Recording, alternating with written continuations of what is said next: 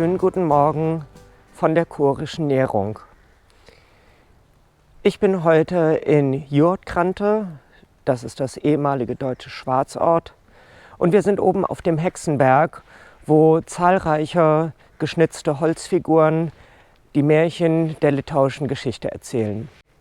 Hier ist es die Geburt der Neringer, die vom Meeresgott mit Kraft ausgestattet wird, so stark, dass sie die ganze kurische Nährung geschaffen hat und die einzelnen Inseln zu einer gemeinsamen Landmasse verbunden hat.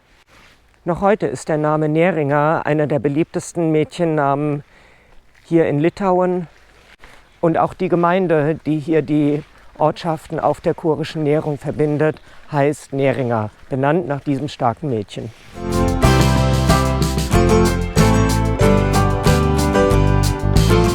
Ein interessanter Punkt hier bei diesen Holzskulpturen in Schwarzort, in Jurtkrante, ist, dass sie in der Zeit geschaffen wurden, in der dieser Teil von Litauen zur sowjetischen Sowjetrepublik gehörte und die Sowjets natürlich mit ihrer Ideologie genau darauf geguckt haben, was hier an Kunst entsteht.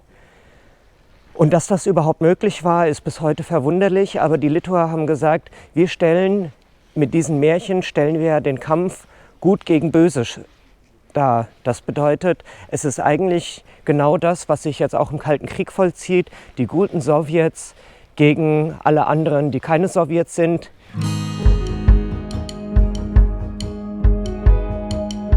In Wahrheit zeigen natürlich viele der Skulpturen genau die andere Perspektive. Die Litauer sind die Guten und die Märchen drücken aus den Kampf des Guten gegen das Böse, das heißt der Litauer gegen die sowjetischen Besatzer.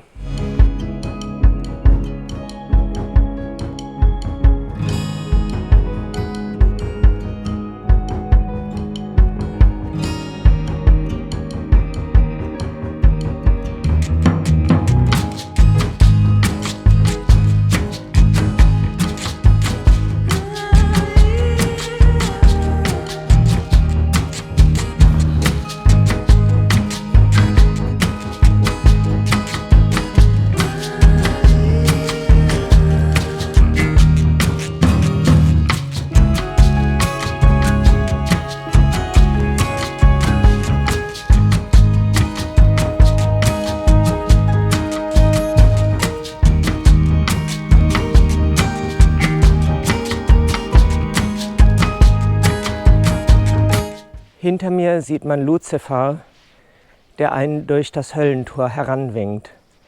Die Legende geht hier in Schwarzort in Jurtkrante, dass wer durch dieses Höllentor durchgeht, 3 Jahre lang ein Kribbeln im Rücken verspürt. Das ist natürlich Aberglaube, aber trotzdem habe ich hier von allen Leuten, die vorbeigelaufen sind, keinen gesehen, der durchgegangen ist. Und selbst wenn, ist es nicht so schlimm, weil es gibt natürlich ein Gegenmittel. Auch das ist Legende.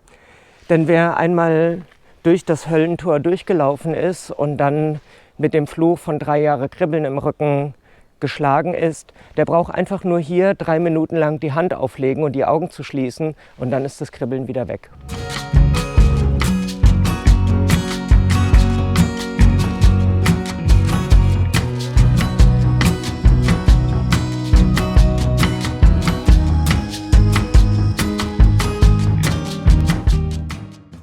Seit dem Jahr 2000 ist die kurische Nährung auch offiziell UNESCO-Weltkulturerbe. Mitte des 19. Jahrhunderts wurden in Jurtkrante, in Schwarzort, bedeutende Bernsteinfunde gemacht. Und man begann in der Folge mit einem Tagebaubetrieb, mit Baggerarbeiten, diese Bernsteinvorkommen auszubeuten. In den Jahren von 1860 bis 1890 fand man über 400 bedeutende Artefakte, die darauf hinweisen, dass hier schon seit 2200 vor Christus Menschen gelebt haben und mit Bernstein Kunst- und Schmuckgegenstände hergestellt haben. Das heißt, das kurische Haff und die kurische Nährung ist schon seit über 3000 Jahren von Menschen besiedelt.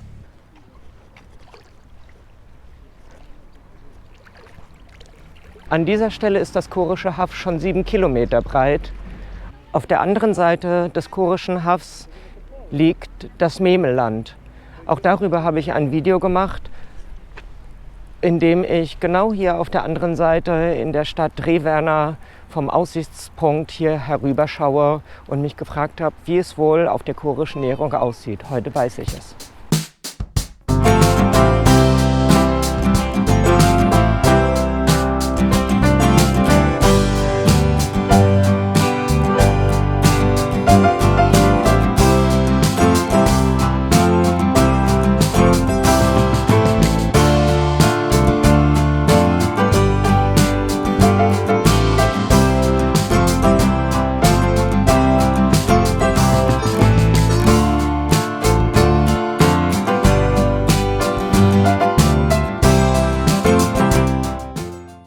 Dieser Kormoranwald mit einer der größten Kormorankolonien in Europa sieht auf den ersten Blick tot und ungesund aus, dadurch, dass der Kot von den Kormoranen das Laub der Bäume verätzt.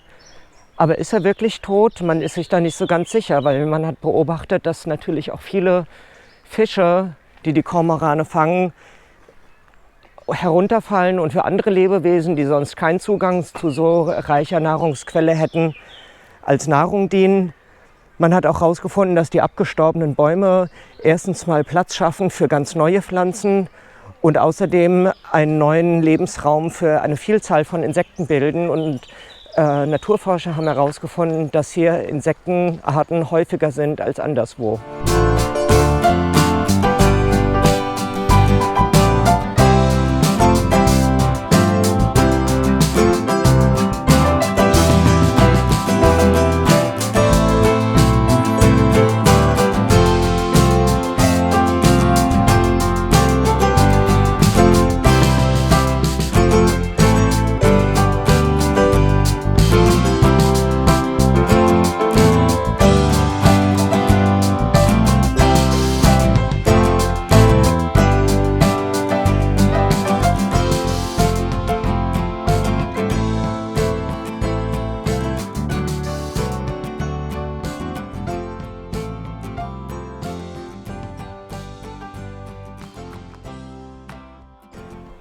Ich war eben zu Besuch beim Pastor der Fischerkirche von Nidden und er hat erzählt, dass hier der Gottesdienst immer noch in litauischer und am gleichen Tag auch in deutscher Sprache stattfindet.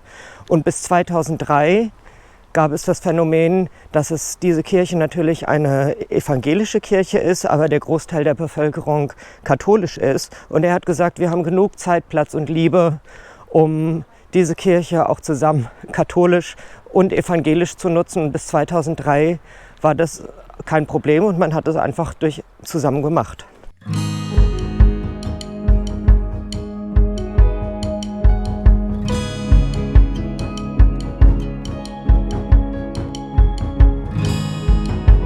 Diese Zeichen hier hinter mir sind sogenannte Kurenzeichen.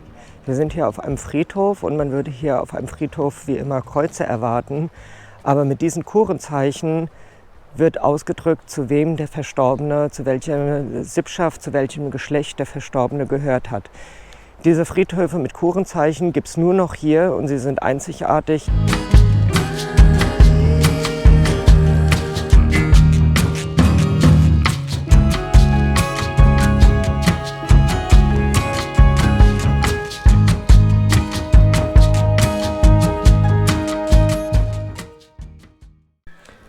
Ja, ich bin hier im Arbeitszimmer von Thomas Mann in seinem Haus, das er hier in Nidden, in Nida auf der Chorischen Nehrung besessen hat, bevor die Familie dann ins Exil flüchten musste. Das ist also der Schreibtisch eines der berühmtesten Dichter.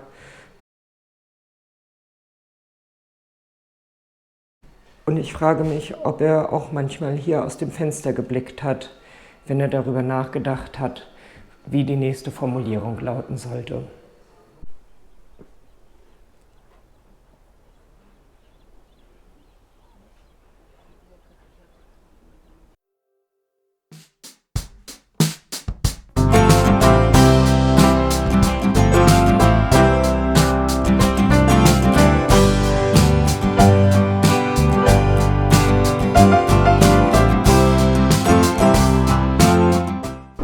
wieder auf See und fahre jetzt auf dem Kurischen Haff die Kurische Nährung entlang nach Süden, Richtung der litauisch-russischen Grenze.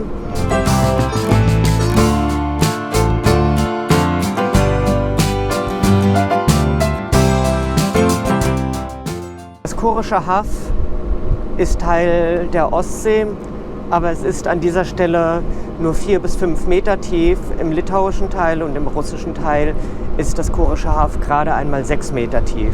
Das heißt, auf diesem Schiff, auf dem ich jetzt fahre, könnte man eigentlich nicht richtig untergehen.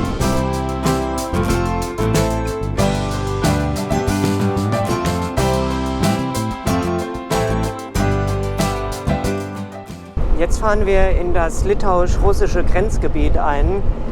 Jedes Schiff, das das macht, muss sich vorher bei dem litauischen Grenzschutz anmelden und Bescheid sagen, was es dort vorhat. Das Grenzgebiet ist bewaldet, aber läuft auch mitten durch diese Düne und ist ein Naturschutzgebiet. Füchse, Hasen und Elche kommen hier manchmal zum Trinken herunter.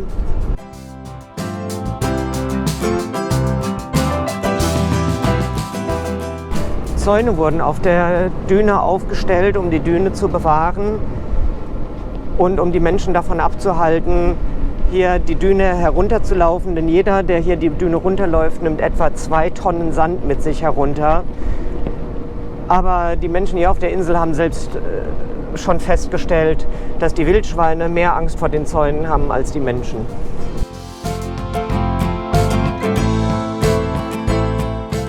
Die Orte auf der Kurischen Nährung, der größte davon ist Nidda. Nidden leiden unter Überalterung. Es gibt kaum noch junge Familien, aber natürlich muss trotzdem noch eine Infrastruktur aufrechterhalten werden, also mit Beamten für Feuerwehr, Post und Polizei. In Litauen sagt man, auf 3 Einwohner kommt ein Beamter und die Menschen hier auf der Kurischen Nährung sagen, auf einen Einwohner der Kurischen Nährung kommen 3 Beamte. –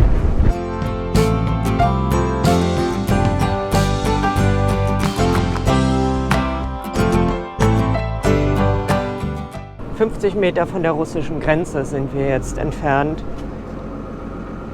Hier oben auf der Düne könnte man ganz in der Entfernung den litauischen und auch den russischen Grenzpfahl sehen. Vor allen Dingen kann man aber die roten Tonnen sehen, die hier einmal quer über das ganze Kurische Haff verlaufen.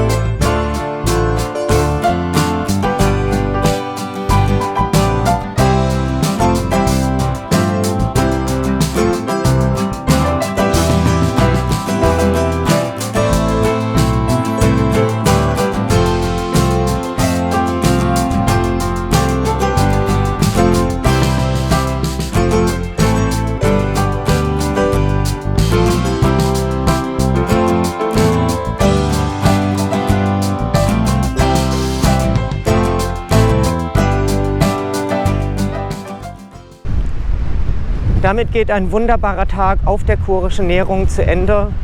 Und ich möchte ihn mit den Worten ausklingen lassen von jemandem, den ich persönlich sehr schätze, nämlich dem deutschen Forschungsreisenden Alexander von Humboldt. Er sagte, die Kurische Nährung ist so merkwürdig, dass man sie eigentlich ebenso gut als Spanien und Italien gesehen haben muss, wenn einem nicht ein wunderbares Bild in der Seele fehlen soll.